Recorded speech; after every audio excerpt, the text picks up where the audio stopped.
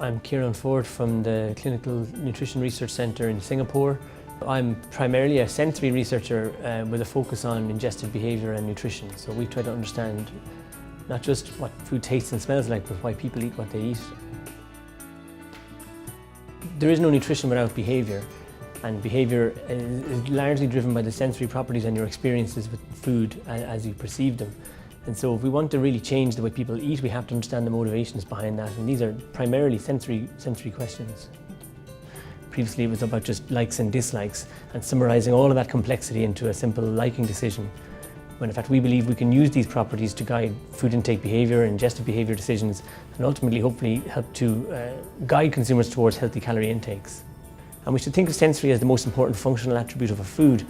Here I can't think of another attribute in food that directs choice, informs calorie selection, tells us how to eat it, and then also it has a reinforcing value post-ingestively. So if we're happy at the end of the meal, we remember that meal based on the sensory experience of eating the meal. And these are opportunities that traditionally in sensory we have tended to be overlooked, because we've been looking at perception and liking and leaving it there. Really there's an opportunity there, particularly if you've got a portfolio of tastes that can be used to promote that fullness sensation.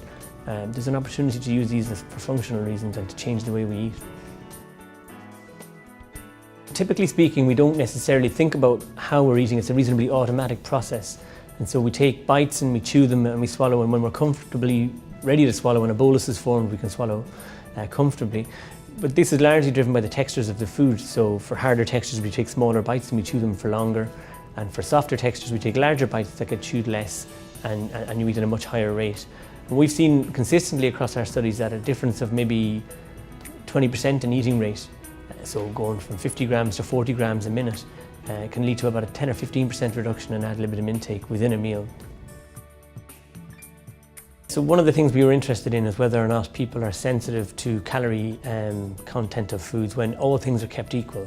So if food tastes and smells equivalent, is liked equally, is a similar appearance and similar volume of food, do we respond post-ingestively and compensate for the energy added or removed?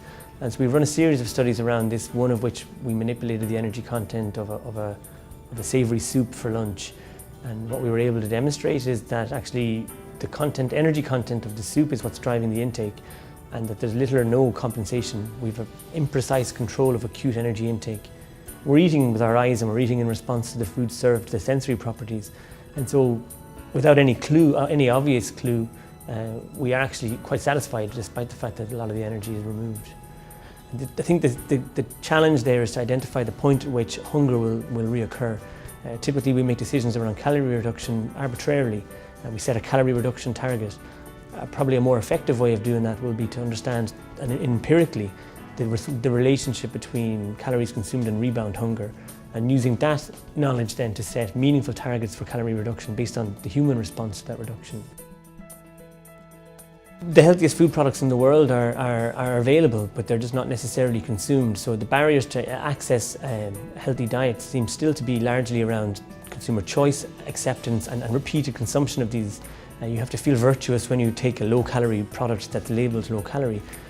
So the future opportunities from sensory nutritional research will be to combine the two elements and to think of sensory as a bridge between traditional nutrition and consumer acceptance, one that links the two with behaviours. And so understanding how we can use sensory as a functional ingredient to drive behaviours is a key opportunity, I think, for the future.